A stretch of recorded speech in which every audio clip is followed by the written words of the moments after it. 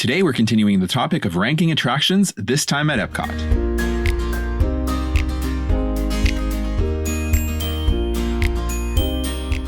Hello and welcome to the Let's Go to Disney podcast. I'm Oliver. And I'm Lucy. Today is Sunday, April 7th, and you're listening to episode 30, Ranking the EPCOT Attractions. Before we get into today's main topic, here's what's going on in the parks right now.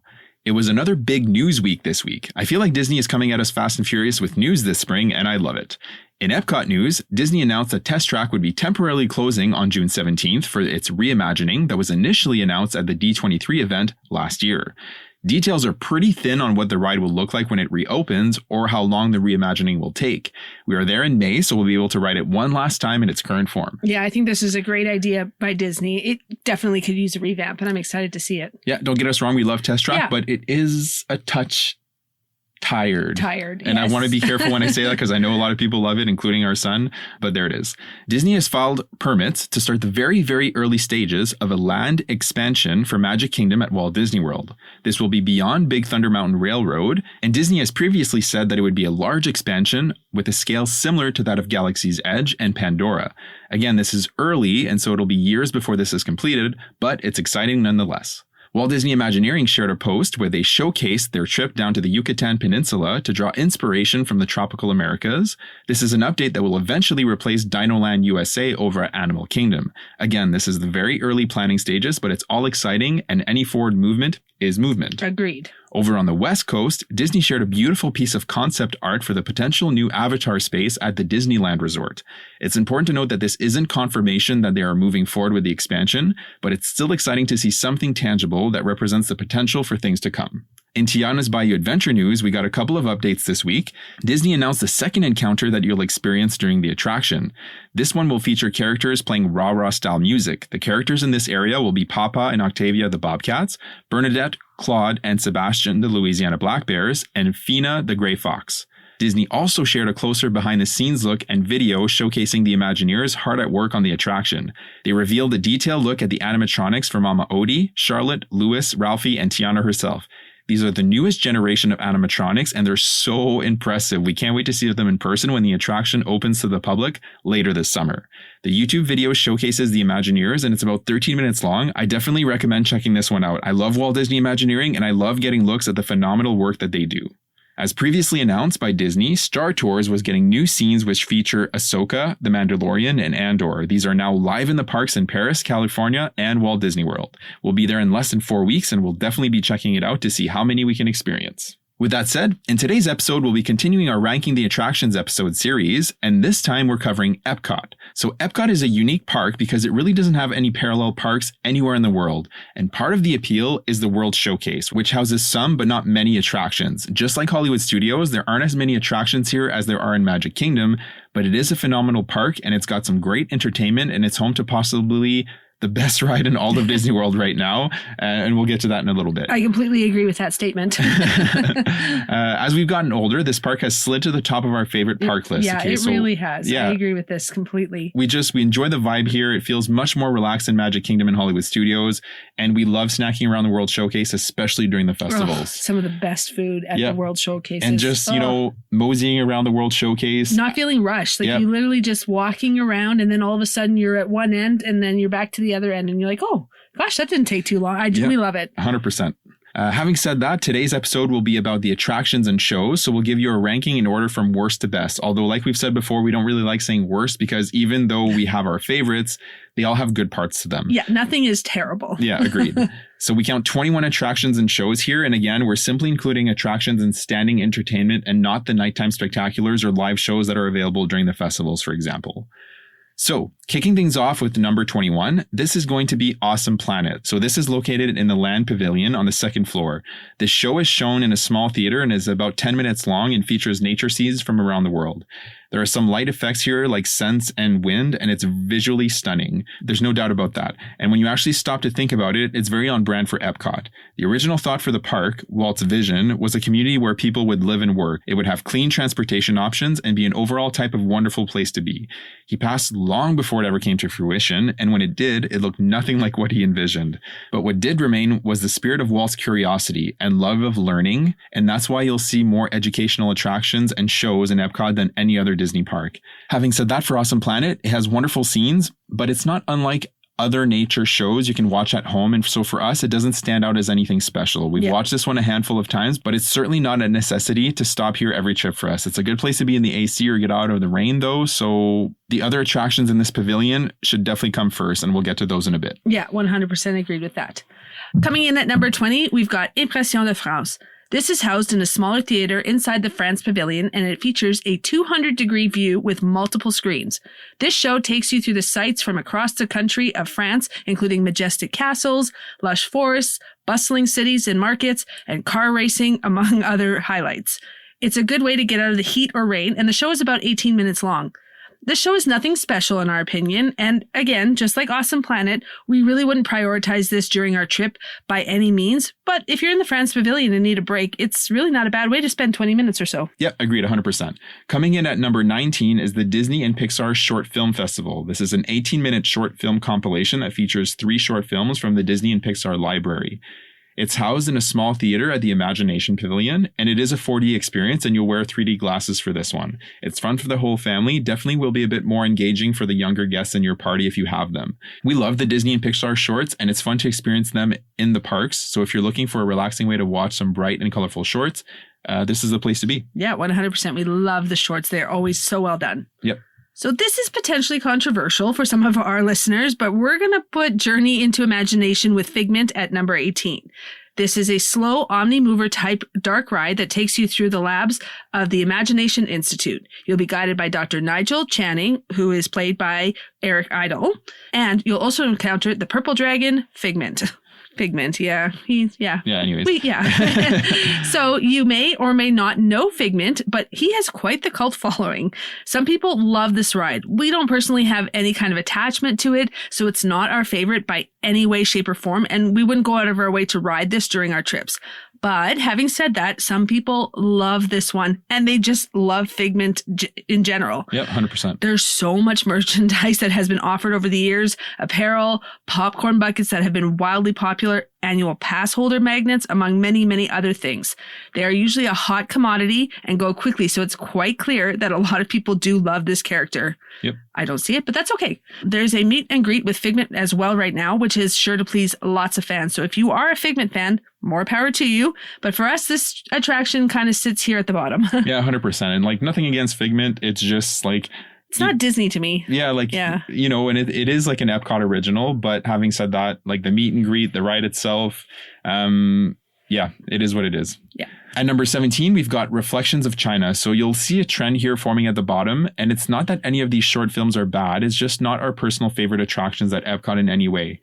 We do enjoy them, and they are informative and feature beautiful scenes, but at the end of the day, they are what they are, and what they are short films. Okay, so this show is housed inside the beautiful China Pavilion, and one of the reasons this is a cut above the others is that it's a Circle Vision 360 film. So it was filmed with a special camera configuration that actually captures 360 degrees of video, and it is represented as such in this theater with a wraparound 360 degree screen. This film is just under 50 minutes long and features the beauty and wonders of the country of China, from the most recognizable landmarks to sweeping nature views and the massive cities. Again, we wouldn't prioritize this during your trip or park day, but if you were only stopping for one film across the available in the parks, this is definitely a good option. At number 16, we're going to put Beauty and the Beast Sing Along. So this is back in the France Pavilion, not far from where Impression de France is located. This is a smaller theater which features a 15-minute film featuring the songs you know and love from the movie. The story is narrated by Mrs. Potts and tells a condensed story of Beauty and the Beast. Belle is my all-time favorite Disney princess, and I loved the movie growing up, so this one holds a really special place in my heart. If you have Belle fans in your party, they're going to certainly appreciate the short film found here. And if not, it's not a bad way to sit after having a delicious snack from the France Pavilion. Yep, agreed 100%. For number 15, Canada Far and Wide. So just like Reflections of China, this is a Circle Vision 360 film. It's 12 minutes long and features beautiful scenery and landmarks across the Great White North. What puts it slightly in front of the China film for us is that it's narrated by Catherine O'Hara and Eugene Levy. So you'll recognize their voices. We love these Canadian gems. They're a great duo. Yeah, 100%. If you like Schitt's Creek, right, They nail it on they show. have such good chemistry. So the narration and the Circle Vision technology makes it front of the pack for the films around the park for us. Completely agreed with that. Next up at number 14, we've got Voices of Liberty. This talented a cappella group performs several times a day in the Rotunda in the American Adventure Pavilion at the very top of the World Showcase. The show is about 15 minutes long, and they sing numerous American and Disney classics. Showtimes will vary, so you have to make sure you're checking your My Disney Experience app for showtimes. The Rotunda amplifies the sound in the space, so it's a good spot to listen to these talented singers. It's a good show to check out if it's a hot or rainy EPCOT day, so definitely worth a stop in our opinion. Yeah, agreed 100%. Still at the American Adventure Pavilion and coming in at number 13, we've got the American Adventure. That's what it's called. That's the show. Okay, so literally what it's called. Yeah. So the show is housed in a large and beautiful theater. The sides are lined with statues, and the show features various animatronic figures, including Benjamin Franklin and Mark Twain, among many others. The show is just under 30 minutes long, and it features significant events in U.S. history with various scenes projected on a 72-foot screen and features 35 animatronic figures. This is a stunning feat of Imagineering, and it's definitely worth checking out during your trip. This is another good candidate when it's really hot or rainy in the park, and you need to get off your feet for a while, but we don't want to reduce it to just that. It's a really good show, and you can see the thought and effort that went into the making of this, and that's what makes it really good in our opinion. Absolutely. The animatronics are out of this world. Yeah, it's for sure. So impressive. Yeah.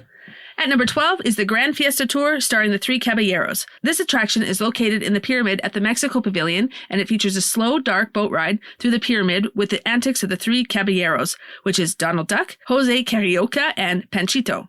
The attraction is inspired by the 1944 Disney film of the same name. The ride features live stage scenes as well as screens featuring the characters. It's a nice, relaxing boat ride, and you'll catch a view of the guests eating at the San Angel Inn restaurant that is also inside the pyramid. This usually isn't a very long wait, but if it does have a wait, you know it's a really busy day at agreed, EPCOT. 100%. If there's a wait at Three Caballeros, something's up. It's busy. Yeah, 100%. So we're not going to go out of our way to ride this one when we're there, but it's a really good way to take some downtime inside and check out the pyramid inside as well. Yeah, agreed, 100%. All right, at number 11 now, we're slotting Turtle Talk with Crush. This is located in the Seas Pavilion, and it's a super cute show featuring Crush the turtle from the Finding Nemo movie. This show is interactive, meaning kind of similar to Monsters, Inc. Laughflore over in Magic Kingdom. Crush interacts with the audience and will listen and reply to you. It happens on a rotational basis and lasts approximately 15 minutes. It's fun and full of laughs that are going to be enjoyed by all ages. You'll also see some of your other favorite characters here from the franchise.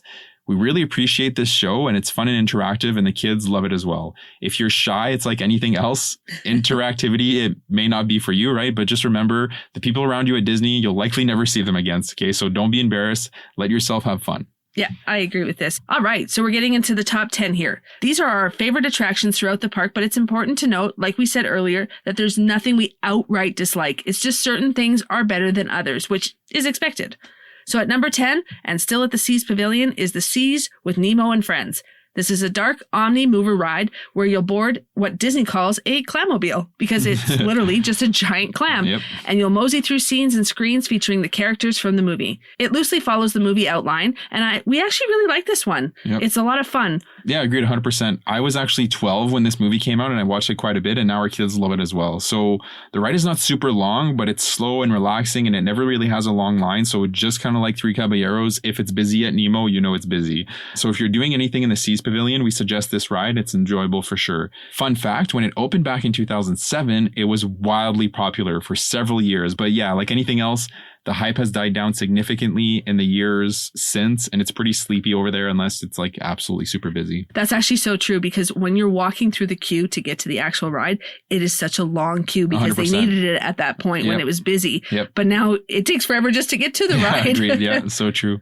Okay, coming in at number 9 is Mission Space. So a lot of people have a love-hate relationship with Mission Space, and it's 100% because if you suffer from motion sickness or don't like tight or confined spaces, this attraction is just not for you. So true. Okay, so this attraction does take this into account. It offers the more intense orange side, which takes you on a mission to Mars, or the green side, which takes you on an orbit around Earth. This is a full-blown, high-quality simulator, and when you take the orange side, you'll hear that it's more intense several times throughout the pre-show. It's actually pretty funny how many times they refer to that. Yeah. The more intense orange side. The more Are you sure you want to be here? Yeah. We actually really enjoy this attraction, and during the pre-show, you're assigned a role in the 4-person cockpit, and you'll have to press different buttons at different stages of the space flight. We like this one. We do it every time. We were worried about our kids the first time they rode it. Our son is prone to motion sickness, but he had taken a gravel that morning, and so we took it like a champ, really. And at the risk of sounding like Gina Torres, who narrates the pre-show, this is not for the faint of heart. Okay, so I'll say it a second time. If you can't do motion and or tight spaces, just don't do this one. 100%. It is quite the feeling when you're in there. Yeah, like the front. So it sits you down in like a 4-person cockpit side by side, and the front, when it closes, comes towards you, and it's like there's supposed to be like you're leaning back, I think. Yeah, exactly, like a space launch, right? But it's tight. Like there's not a lot of extra room there, and they do have like barf bags. They do, like the airplane barf bags. They have them there for you just in case. So good note. Yeah. Coming in at number 8 is Living with the Land. And this actually makes us kind of sad to slot this at number 8 because we genuinely love this attraction. Yep. Some people may not get it, but we absolutely love it. It was opening day attraction and it opened with EPCOT back in 1982. And back then it was called Listen to the Land originally with a completely different song. But then in 1993, it was updated with a couple of new elements and a song and was renamed to its current name, Living with the Land. So this attraction has 2 parts. The first part is different scenes that are informational in nature and talk about the role of water, the different biomes, and agriculture. The second half takes you through the greenhouses that feature innovative ways of growing various foods, as well as aqua cells with different species of fish. This is a super relaxing attraction, and we do it every trip, if not more than once on a trip. Yep. We love this one. It's kind of hard to explain why. Yeah. It's just quintessential EPCOT. It just feels like EPCOT. Yeah, 100%. We love it. It does get a holiday overlay during Christmas time, and it gets temporarily renamed Living with the Land Glimmering Greenhouses. And it's so sweet the way they do it with all the lights. Yeah. Love it. The second part of this attraction gets thousands of lights, like I said, added, and giant Christmas snowballs and all kinds of holiday decorations. It may not sound like much, but it really adds to this attraction, especially when the sun goes down. The attraction doesn't get much love, and usually there's no wait unless the park is really busy. Then we have seen wait times go up. Yeah, like Lucy said, we absolutely love this one. And a couple of extra little tidbits is the fish and the crops that are grown inside the attraction are actually used as food in the EPCOT restaurants. Like they'll serve the fish and they'll, make salads out of the lettuce and whatever the case is. Like the food that's grown there and the fish, they actually use, which is awesome. They have a tour of the attraction, like they call it Behind the Seeds. Yes, they do. Right. Yeah. And that's like an extra cost, but you can go and tour the kind of the back of the attractions if that's something that you would want to do. So yeah. We'll absolutely love this one. Love it, love it, love it. Number 7 is Journey of Water, inspired by Moana. So this is a very recent attraction and many people are still experiencing it for the very first time. It opened less than 6 months ago on October 16th of 2023. This is a walkthrough attraction that has fun interactive water elements and it's all themed to Moana.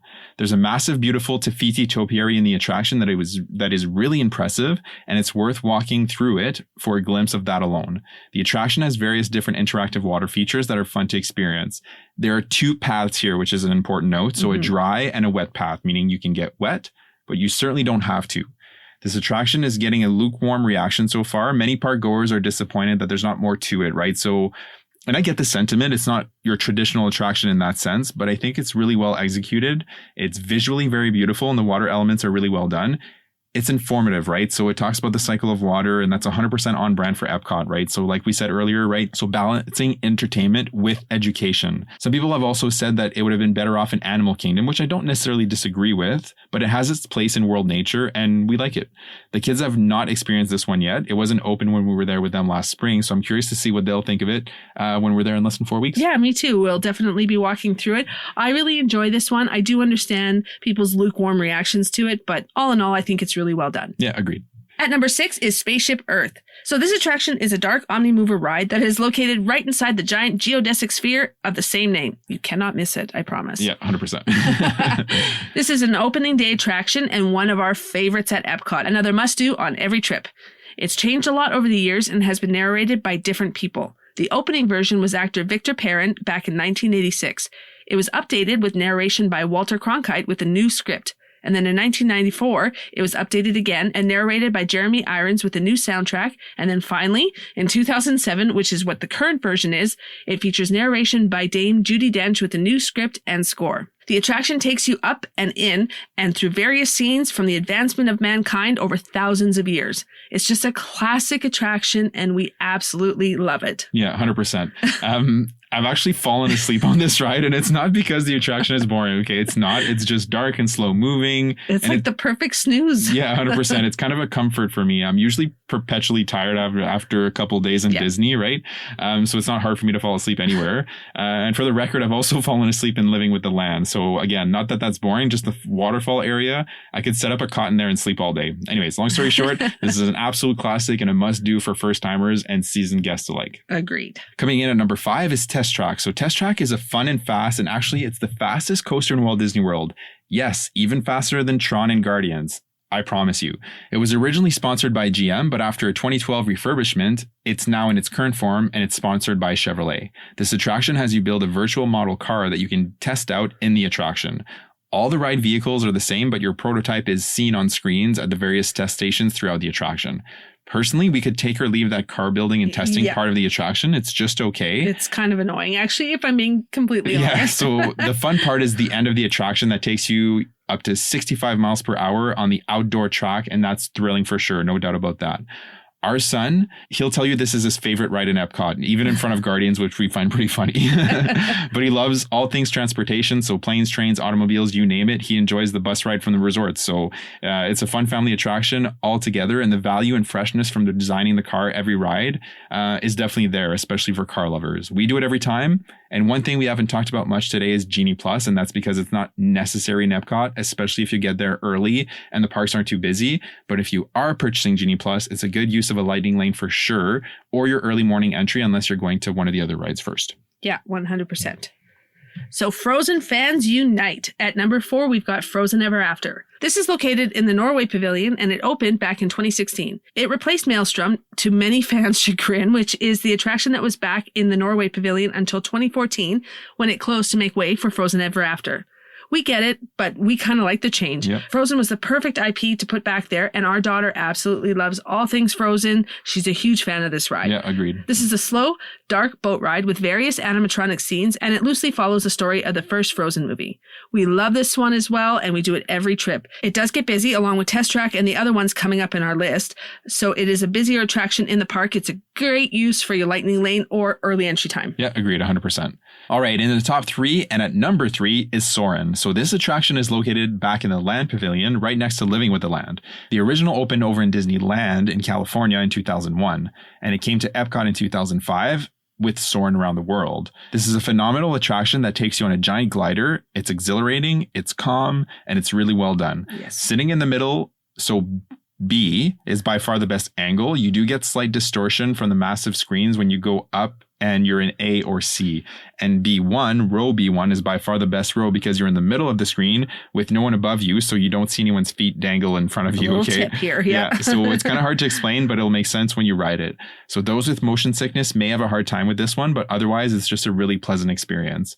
We love this one. We'll do it every time. It usually doesn't get too long of a wait most times, but it certainly can during busy times. Yes. Okay, so it's a good use of a lightning lane during peak seasons if you're purchasing Genie Plus, but not as your first pick, like later in the morning or late afternoon. Yeah, that's when it will tend to get busier if it is busier park days. Yeah, 100%.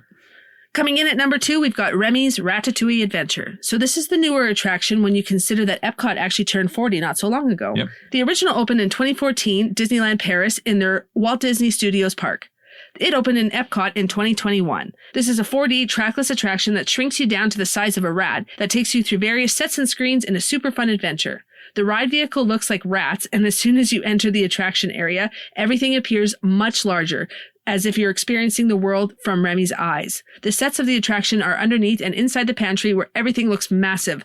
Under the oven, in the vents, it's just so much fun and it's so well executed. Yeah, 100%. Yeah, so well executed. The music that they play in the queue area, I literally play it in my head all the time when I'm not in the parks. Okay? It's just so pleasant and calming, and like, it legit just makes me feel happy.